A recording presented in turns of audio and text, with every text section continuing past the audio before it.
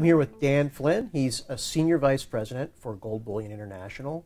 GBI is the partner with Hard Assets Alliance. They are the back of the house. They provide all of the metal purchasing and all of the storage arrangements that HAA provides its customers. So today we're going to speak to Dan. Dan, it's good to be with you. Thanks for having me. So Dan, you and I are sort of similar roles but opposite sides of the fence, right? Hard Assets Alliance is focused on individual investors, but your role is to call on professional investors, correct? Right. So day-to-day at GBI, I'm working with anyone from an investment advisor at a large wirehouse or an RIA to family offices to hedge fund managers as my primary role. So it would be really interesting for me to sort of compare notes. Sure. You know, what are the number one questions that you get when you're out in the field? Most of the investment professionals I work with already have had some sort of an allocation to gold as an asset class. The question is, how are they getting that allocation? And typically what I run into is a professional that has either been rolling futures at the COMEX or maybe something as simple as the GLD. And they're starting to think a little bit more about counterparty risk, or what is it that I actually own? And would I rather own the physical asset, or would I rather own a contract that entitles me to maybe get the asset at a future date? Or should I own a trust designed to track the price of that asset without actually owning it? And oftentimes they're coming to the conclusion that they want to move away from the paper world and into the physical world, and that's really where we step in. Okay, and those are very similar to the investor questions that we receive. You mentioned counterparty risk. Right.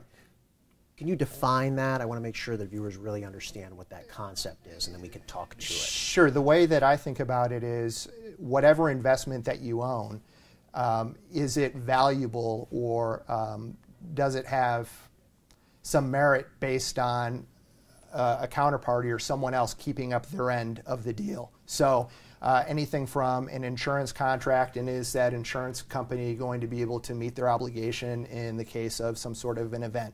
Or if I'm owning a bond, is the bond going to default? A money market fund, is the commercial paper inside the money market actually worth something? Same thing with the ETFs. Is it really backed? And what happens if one of the participants gets into trouble? What is my investment worth versus actually owning an asset and having unambiguous title to property? Right, and then that's why for customers of GBI and HAA, right, counterparty risk isn't an issue. Right. Yeah, I think that's something that's really unique about gold as an asset class.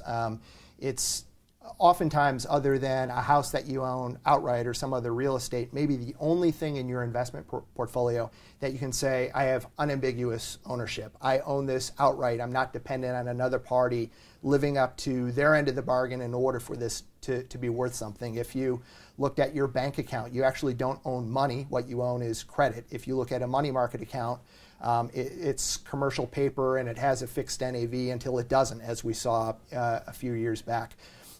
If you look inside a typical brokerage account, it's all digits on a screen, and there's multiple layers of counterparty risk. Gold should be one asset class that you're actually able to hold away from all of those risks. But that's only if you own physical gold and an undivided interest in that physical gold. Right? Yeah, that's really the irony, I think, about something like GLD or IAU or any of the exchange-traded trusts or the exchange-traded notes, is other than the idea for price speculation or the regular diversification benefits that you would get with gold being uncorrelated to other asset classes, one of the main benefits of owning gold is that you don't have a counterparty, and it's just ironic to me that you would choose to introduce that back into the equation. Why would you do it if you don't have to do it? But people do it, I think, oftentimes because they don't really think about it. It's not real until something bad happens, and oftentimes then it's too late. So it's basically another tool created by Wall Street for investment purposes. Yeah, I think in the case of the ETFs, they were really almost an accidental retail phenomenon. I think that if you went back to 2004 when they were really started, they were really for institutional investors. Today, I think most of the volume is driven by high-frequency traders that are looking to arbitrage spot price versus the ETF, and it's just another way for them to do it. And because historically gold has been cumbersome to buy physically, if people buy it, then what do you do with it? Do I insure it? What's my liquidity on the back end? It became like a lot of other things, I guess, in our society is I'm just going to do what's convenient, not necessarily what's best. And so all of a sudden, you have 60 billion, 100 billion in ETFs, and people think that they own gold, but they don't actually own gold. Right. Dan, at the Hard Assets Alliance, we're really starting to hear from a lot of individual investors for the first time. Mm-hmm. We're hearing from people who are newly interested in precious metals. Mm-hmm. They're a little unsure about it. They have a lot of questions, which is great. I love retail investors and individuals who call with questions. It shows that they truly want to do this the right way. There's so many different ways to purchase precious metals, from an ETF to the We Buy Gold guy on the corner of your local strip mall. But those, in my opinion, are just not the right way to do it. ETFs may work for some people that are, like you said, essentially traders. Right. But if you're buying precious metal because you want a currency hedge or a safe, tangible asset in your portfolio, you really want to have physical. Well, yeah, I think there's no doubt about it. The way to own gold is physical, but the question is, how do I actually do it? And a lot of the questions that I get, even from professional investors, is how do I go about actually owning physical in a way that's going to be safe, that I know exactly what I'm getting, that I'm going to maintain liquidity, I'm going to have some sense of security in terms of insurance. And that's really the beauty of the platform, in my mind, is it addresses all of these issues in a very well-tested and credible way.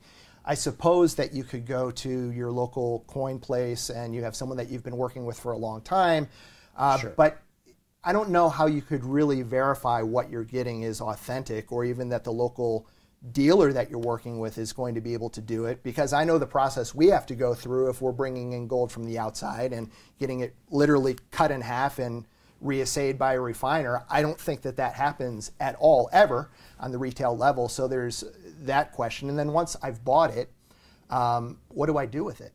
You know, where do I store it? Where do I store it? I suppose I could put it in a safety deposit box.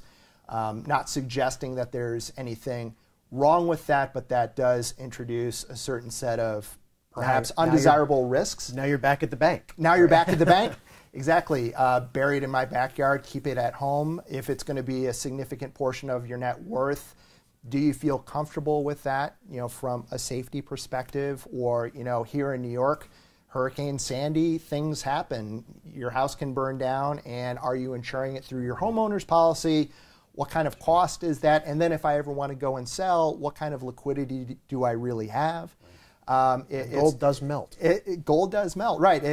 You have all of these issues. So really the beauty of the platform is giving this institutional access not only to pricing, but commercial non-bank vaulting, the ability to have liquidity and a better price than you would be able to achieve if you're buying locally from any of the big traditional online retailers, and having it all bundled in a very efficient way, whether I want to take delivery and have it sent to my house now or later, if I want to keep it in storage indefinitely in the United States, outside the United States. It really addresses, I think, a litany of problems that the gold investor has faced, and the reason why they've chosen alternatives in the past, they don't have to now. Sure. Right.